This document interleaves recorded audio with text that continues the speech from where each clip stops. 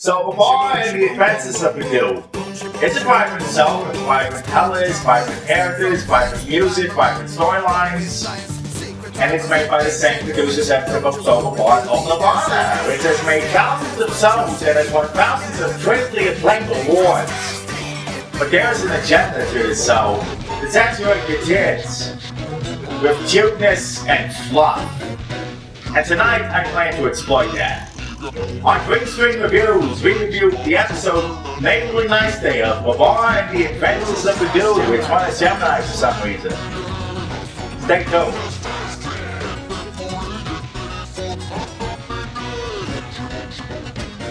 So the Gemini Awards are the highest prestige of awards that you can win in Canada.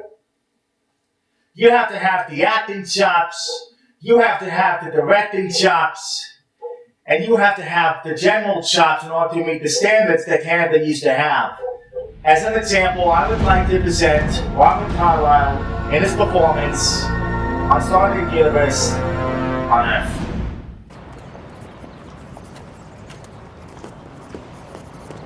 Professor Rush? Professor Rush! Hi, I'm Dr. Daniel Jackson. So you are. I'm sorry to cost you here. I dropped by your office and they told me that you hadn't come in for the day. You know, I really don't have time for this. Actually, I think you're gonna want to hear what I have to say. Is there someplace more private we could talk? You're going to tell me about the Stargate program. Your current dilemma. How to unlock the Stargate's 9th and final chevron. Specifically, how much energy will be required. How do you know that? Those details are highly classified. Project hasn't even been named yet, has it? How about Icarus? I know because it's already happened. You're just a figment of my imagination. Reliving all of this, it's just a necessary evil, an unfortunate side effect to a process I can't control. And it keeps getting in the bloody way of what I need to do. You, the university, the clouds in the sky, all just a dream, a distant memory, and one I'd really rather win away. You see, that is acting. The way he presents his voice, the way he presents his character, the way he presents everything, that is truly worthy of a Gemini. This, I don't know where to begin. But let's begin with the overly saturated colors and the exaggerated designs. When you first watch the show, this will be the first thing that you notice. You know that? You know how saturated the colors are and how exaggerated the designs are? That is to remind you that this is a fantasy world and that your kids should be watching this fantasy world. At least they get confused with the real world because kids don't know the difference, allegedly. Yeah, if I were children, so I would design my characters to be way out of the realms of real life. You know, I wouldn't even involve anything realistic because anything realistic would just be, you know what I mean. So after you get used to the exaggerated colors and the saturated colors, which I don't know how to describe it. It's just so fucking saturated, you know? I mean, over here, it's just really fucking saturated. I'm speechless. You know what I mean? Blinded by these oversaturated colors which are designed to appeal to an LCD monitor that's told people to trap.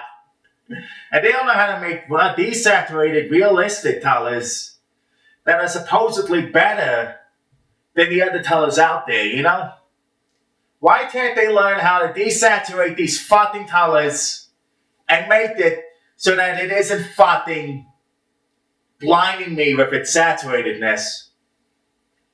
So after you get past that stuff, you get to the terrible voices, which are so evident of the show itself that I can't even begin how to describe it. Take a listen. You hear that? That's the Barton Vin voices that producers usually get when they can't afford real voices like Jordan Vincent or the other guy. Yup, you know that generic voice that they do. Hey, everybody! That it's so crappy that it belongs on a kid show exactly like this one. And you know the son, daughter of Sophia, Chito? He has like the highest pitched voice in all of history. Her character design may be unique, but that is the highest pitched voice that I have ever heard. Cool, Boo. That was cool. Mine too. Which path?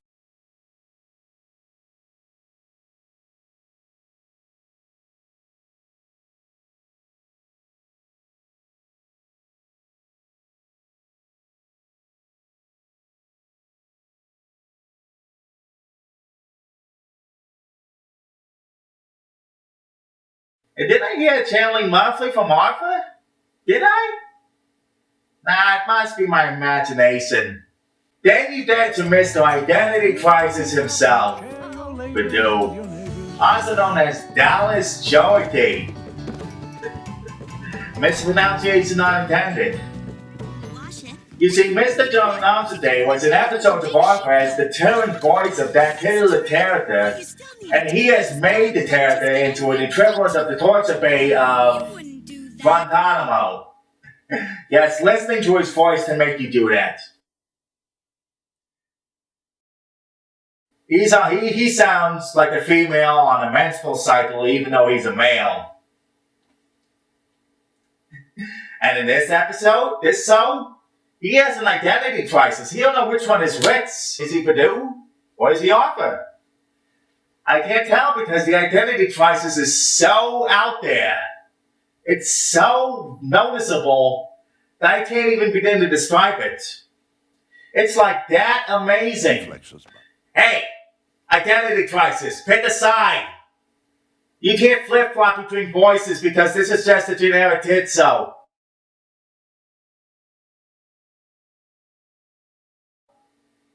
Luckily, the lower standards of Canada has made it so that his performance is acceptable. I mean, just look at Justin Bieber. He's selling trillions of records for his generic pop. You know? A fever that doesn't even exist because it's manufactured by record companies from here. And then you take a look at Babar, Cornelius, and Zafir, who seem to be in it. Who seem to be, hey! We managed to get their voices right. Cornelius seems okay. He managed to, like, someone overdo the voice. And Sophia, he's, like, in it. But none of them are really trying.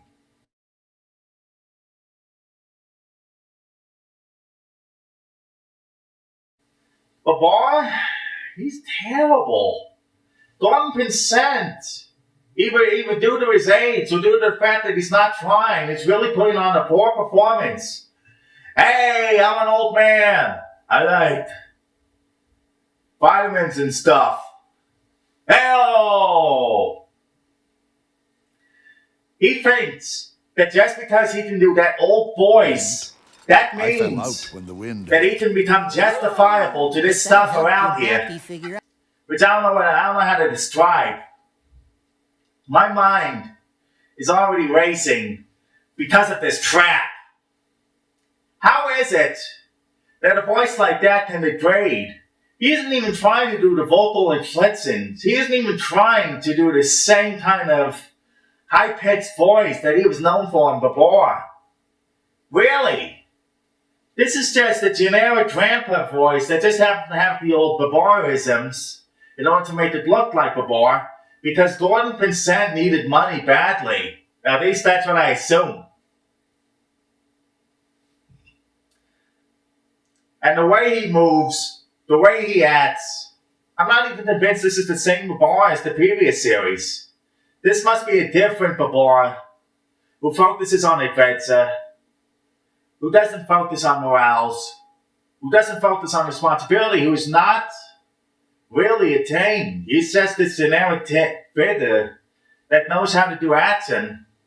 As evident by this scene that I'm about to show you, where he jumps off the balloon and does that thing. You know, look. There he is over here. Now there he is over there. Now there's the hut over there. See what I mean? And that's the problem with the show, that doesn't try. The amount of effort everybody puts into this show is half-assed. Everything is exaggerated. Everything is fake and manufactured. And it just doesn't seem believable at all, you know? And you may be saying, hey, this is a children's show! You should learn not to freaking think that this is going to be reality. Well, I've seen reality, and it is at least much better than this. I mean, in reality, there's actually danger. There's actually a risk you can die.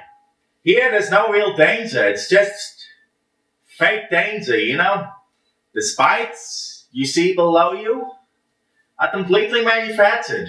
It doesn't matter if you fall on them because somehow, some way, there's going to be a magical way they survive. And you know how to do? He's flying around in his saucer thingy and he's like doing the tires and he had to drop the weight in order to go up. That is amazing. And that there was no real danger to be involved, you know? There was no real death. It was just, he dropped the tires, he flew up, he saved, yay! Now we introduced the morale, which is learn from your mistakes. And there was no way to learn from your mistakes because there was no mistakes to be made. Except doing that one because there had to be something to attract the kids. Mind explaining why you made such a You know? dangerous trip? Boy, I would like to live in Babar's world. Where they have this overly saturated colors, this overly expressive designs, this idea that everything is domesticated and not safe. I mean, if I'm walking around the jungle, I would expect myself to be dangerous and lions and bears and tigers, oh my. I would expect myself to be dangerous of that because that, my friends, is a sign that danger is out there. That not everything is as what it seems, you know? But if this so teaching the kids that it's okay to like go into the jungle because tigers, bears, and lions will be friendly, it's not supposed to do that.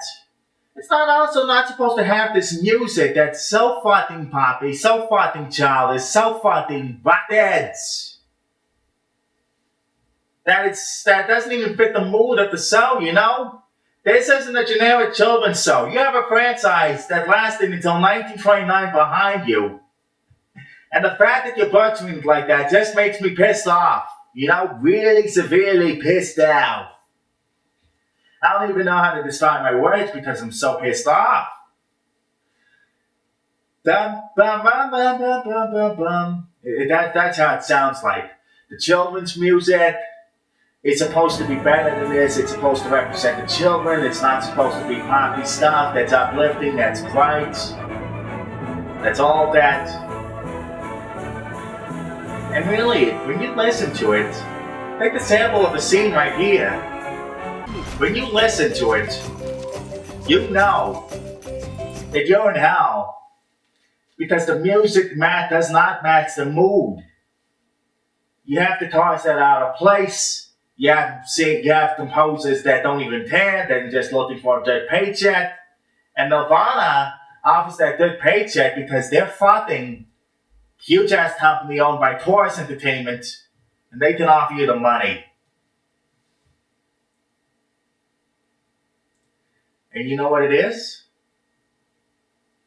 Can you compare how dumbed down this is to the original series? I'm going to compare a few. To the right is Babar and the Adventures of Badu. To the left is the original Babar. Now, when you notice that the animation is better on the left compared to on the right, and how realistic it is to the left compared to this, how right to the dumbed down, then you're going to be amazed. I'm going to play two scenes side by side without sound. Notice the fluidity in the animation to the left compared to the silliness of the animation to the right. There's something to be said for that, you know? That's quality. That's effort. That's when Nirvana Davis it. Today they don't even give a shit.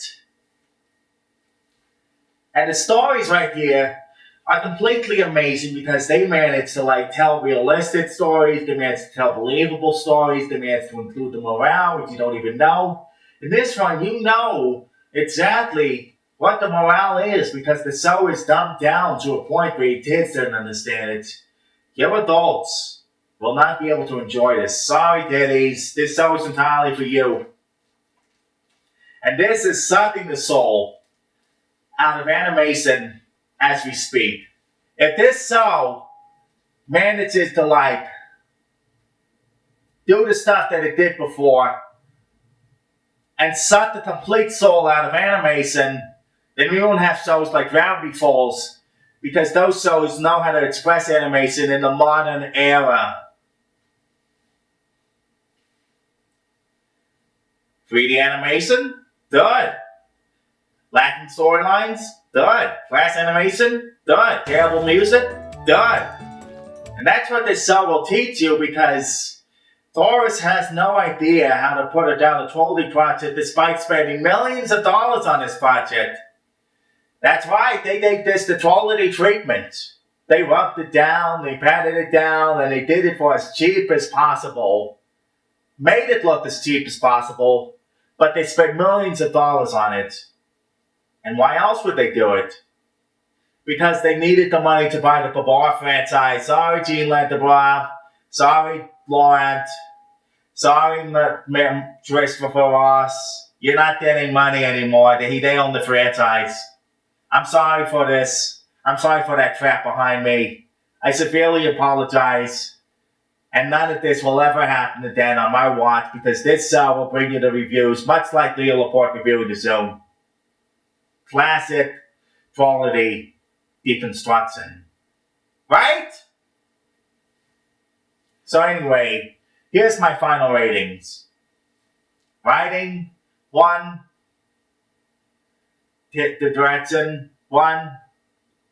Visuals, 1. Storyline, 1. Basically everything, 1. And this show, this episode as a whole, is a 1.0 out of 10. I can't believe that this won a Gemini because of Gordon Consent. They must have been starstruck or something, you know? That's not what the Geminis is all about. You should not be starstruck like our American counterparts. You should be trollity enforced. I hate it when people earn stuff because they're stardom, mainly because they're stars. You know? If I was a star, I would work harder to earn my sit. Not be lazy and do this high-ass old man voice, which I just thought of on the spot. I would do the same voice that I did before. And I would not have to rely on my vocal authorities, because I have fucking quality standards. And I have to uphold them. None of this bullshit, none of this crappy CGI shit, none of this saturated colors, nothing. Just uphold the work that I do.